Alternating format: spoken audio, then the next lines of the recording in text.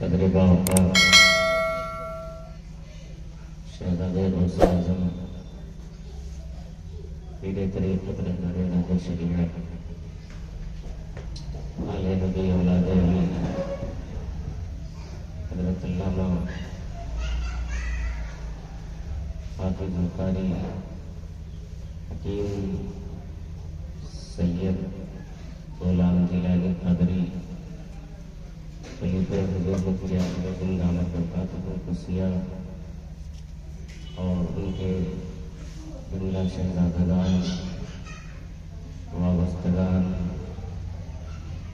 اور معزز سامعین، السلام علیکم ورحمۃ اللہ وبرکاتہ۔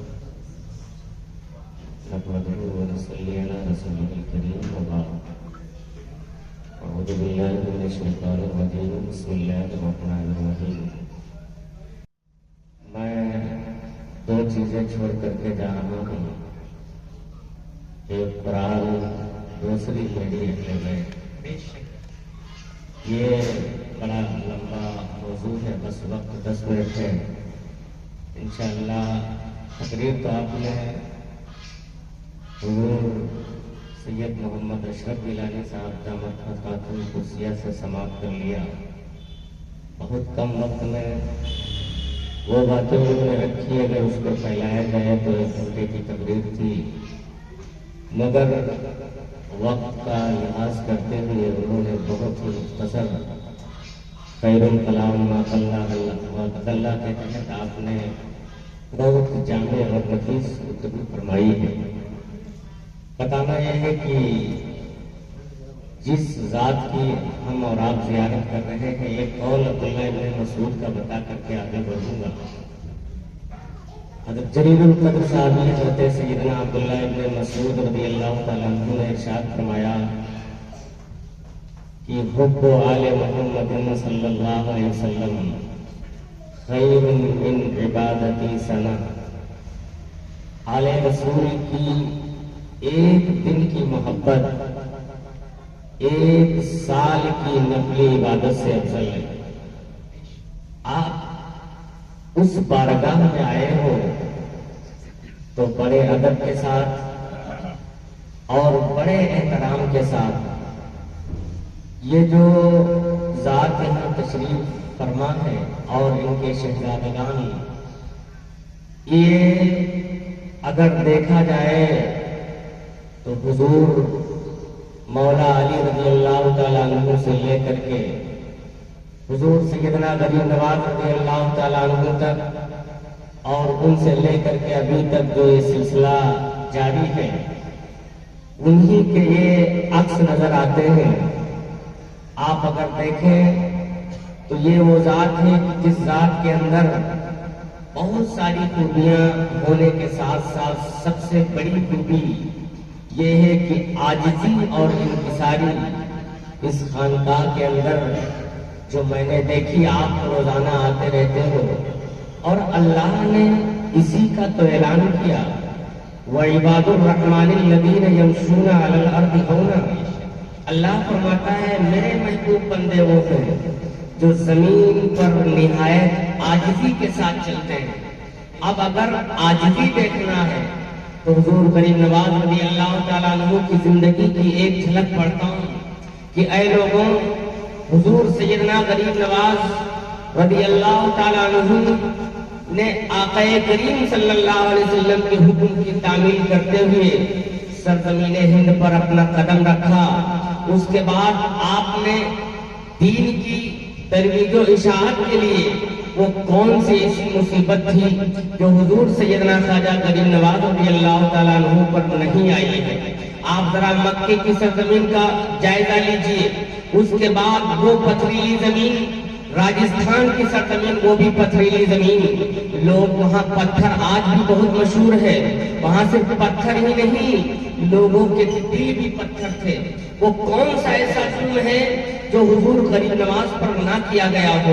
اے لوگوں، غریب نواز رضی اللہ تعالیٰ عنہ کا احسان قیامت تک یہ امت فراموش نہیں کر سکتی، کبھی بھی بھلا نہیں سکتی ہے، اس لیے کہ قادری ہم بعد میں ہیں، پہلے چشتی ہیں، اور ہندوستان کی सरजमीन पर हर पैदा होने वाला बच्चा पहले चिश्ती बनता है, उसके बाद चाहे जो बने।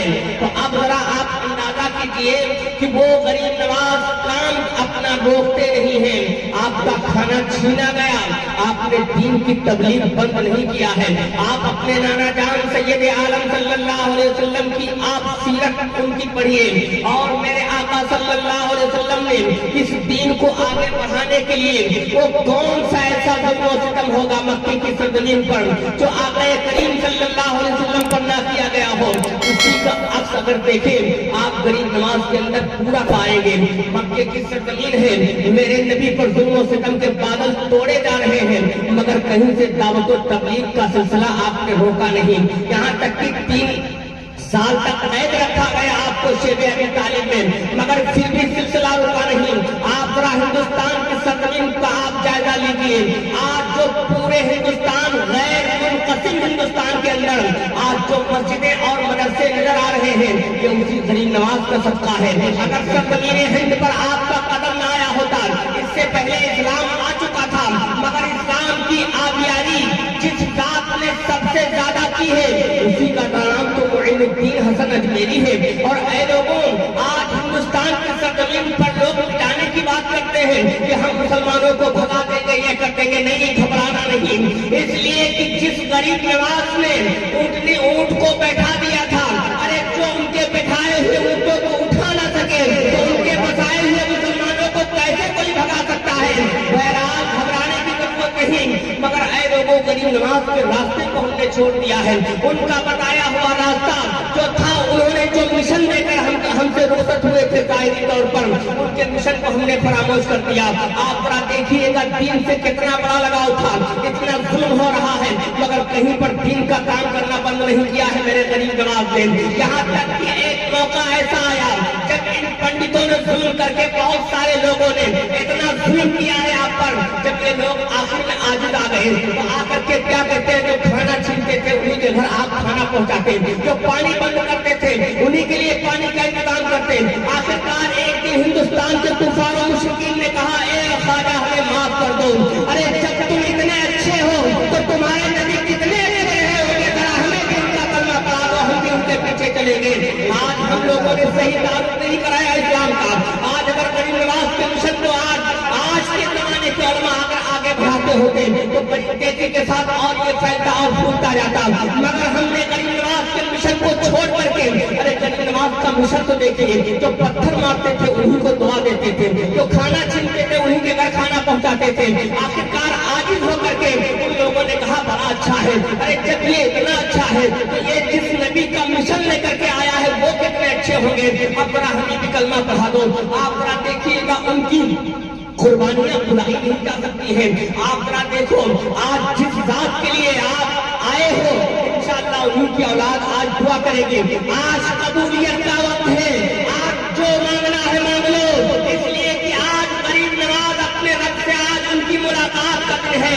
अरे यौम मिसाल का माना ही यही होता है, मुलाकात का दिन। आज खुसूसी मुलाकात गरीब नवाज की तरफ से होगी और रब के हुजूर गरीब नवाज उस जात का नाम लेकर के जिस जात के घर पर आज यहाँ खानकाह में आप आए हुए हो, इसलिए कि उन्हीं की औलाद है ये। अगर ये हाथ उठा देंगे, आज अगर मुश्किलों को लेकर के आए हो तो आज मुश्किलें आसान हो जाएंगी, अगर परेशानियां लेकर के आए हो तो परेशानियां दूर हो जाएंगी, अगर बीमारियां लेकर के आए हो तो बीमारियां दूर हो जाएंगी। इसलिए कि रब से मुलाकात का दिन है आज जो भी दुआ की जाएगी, और दुआ करने वाला अगर उन्हीं का बेटा हो और आमीन कहने वाले हम गुनहगार हो और उनके शहजादे भी आमीन कहेंगे, तो आप जरा देखिएगा दुआ कैसे कबूल होगी। अल्लाह ने तो कुरान में एक फार्मूला अता किया कि ऐ मेरे बंदो, तुम मेरी रहमत कहाँ तलाश करते हो, कहाँ कहाँ तुम जाओगे। अल्लाह ने ये नहीं कहा मस्जिद में मेरी रहमत मिलेगी, यूं तो रहमत हर वक्त बरसती रहती है और मस्जिद का मकाम ही अलग है, मगर जब रब को कुरान में फरमाना हुआ तो अल्लाह ने ऐलान किया, इन्ना रहमतल्लाहि करीबुम मिनल मुहसिनीन, अगर मेरी रहमत को तलाश करते हो तो मेरे औलिया के करीब चले जाओ, वहां मेरी रहमत मिलेगी। आपको कहाँ कहाँ रहमत नजर आ रही होगी, आज यहाँ भी रहमत बरस रही है, इसलिए कि यहाँ पर उस जात का जिक्र हो रहा है, उस जात जो बना रसूल थी, जो आताए रसूल थी, जिसको बारगाह आताए करीम सल्लल्लाहु अलैहि वसल्लम से भेजा गया था, और سرزمین پر جب بھیجا گیا تو غریب نواز نے کہا تھا یا رسول اللہ میں تو جانتا بھی نہیں ہندوستان کہاں ہے اور یہ اجمیر کہاں پڑتا مجھے کچھ نہیں معلوم. تو آپ ذرا دیکھو آنکھ لگی تھی میرے آقا صلی اللہ علیہ وسلم نے خواب میں آ کر کے پورا راستہ دکھا دیا کہ ایسے ایسے جانا ہے وہاں جا کر کے آپ کو اجمیر پہنچنا ہے. آپ ذرا پہنچانا. آپ غریب نواز اپنے من سے نہیں آئے تھے. غریب نواز کو بھیجا گیا تھا اور بھیجا کہاں گیا ایسی سرزمین پر بھیجا گیا تھا جہاں پر کفر و شرک کا بول بالا تھا.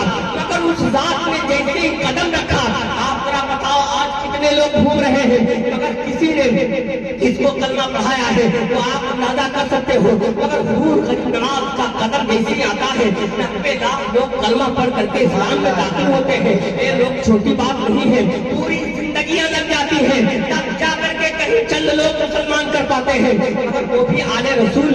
اگر ان کا آپ چہرہ دیکھیں اور اس چہرے کو دیکھنے کے بعد میں نے آپ سے کہا ہے جب بھی آپ آیا کرو یہاں تو ادب کے ساتھ آیا کرو اور ادب کے ساتھ بلکہ آپ کی نگاہ تو چہرے پر رہے.